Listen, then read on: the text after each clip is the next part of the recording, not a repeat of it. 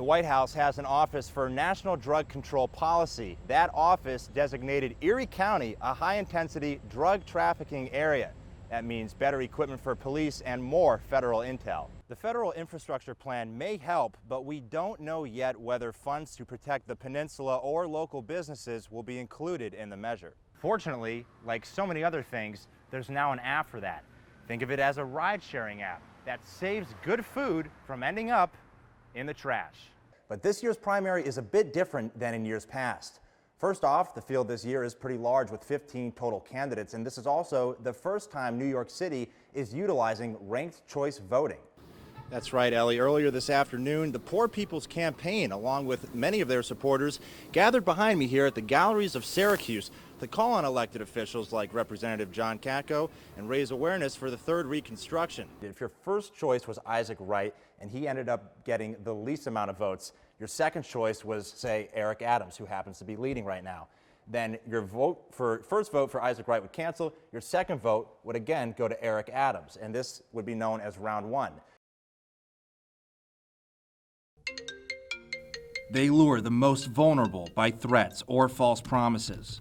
They go to any length to draw you in. Phone calls, social media, emails, even in person.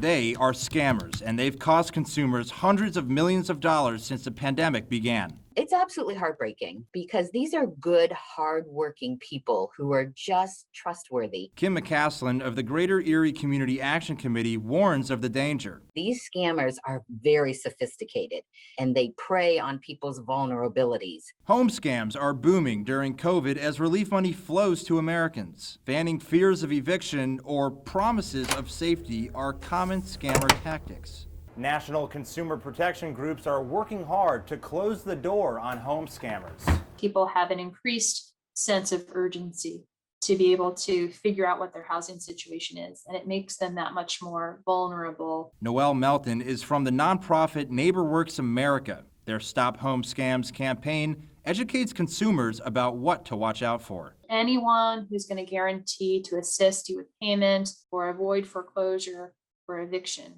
Companies that tell you to stop paying your mortgage or your rent. And be sure to never give money to anyone besides your mortgage company or landlord. Never share banking information or your social security number.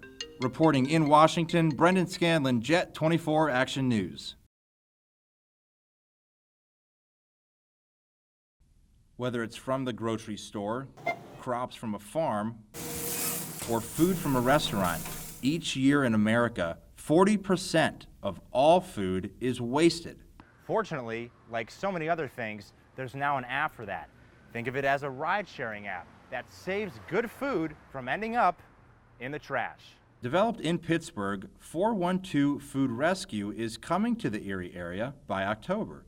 The app connects donors who have a surplus of food with people in need. Food donors will call us.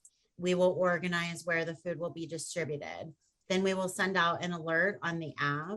Like yesterday, I went to a farm. We rescued 40 bags of corn. It was over 2,000 ears of corn. Heather Filson and Kevin McCaslin of Lake Erie Food Rescue say the app will supercharge the system they already have in place. New numbers show in Erie County, 1 in every 7 people does not have enough to eat. Food rescue programs can make a difference locally and in the rest of the country, according to the nonprofit Feeding America. It is perfectly good, nutritious, edible food. It's just a matter of getting it from those that have it and where it is to those that need it. Lake Erie Food Rescue is excited because they're now an official nonprofit.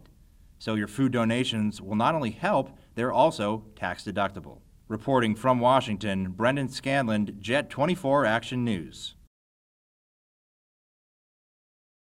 This is not just a addict problem. This is an entire community problem. Vicki Church is a recovered opioid user who now counsels others struggling with addiction. Starting at a young age, trying new drugs accelerated her struggle. Then I got into the drugs and the opiates and whatever we could get our hands on. For many of her clients, trying new drugs can have fatal consequences.